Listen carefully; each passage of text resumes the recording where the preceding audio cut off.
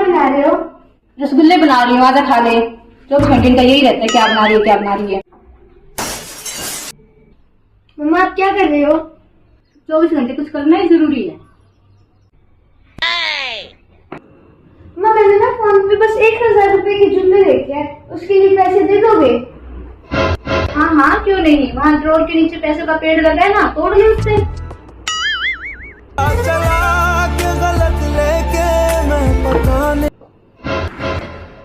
मम्मा मेरे लिए कुछ खाने का लाए क्या? हाँ 2-3 जोड़ी नई चप्पल लाई हूँ, खानी है। अरे कहना क्या चाहते हो? मम्मी मैं जा रहा हूँ। कहाँ जा रहा है? नहाने जा रहा था, बैग के साथ जाऊँ? बड़े उल्टे उल्टे जवाब दे रहा है। मोबाइल का ही असर है ये, मोबाइल में ही बिगाड़ रखा है। हे प्रभु हे हरि राम कृष्ण जगन्नाथ प्रेम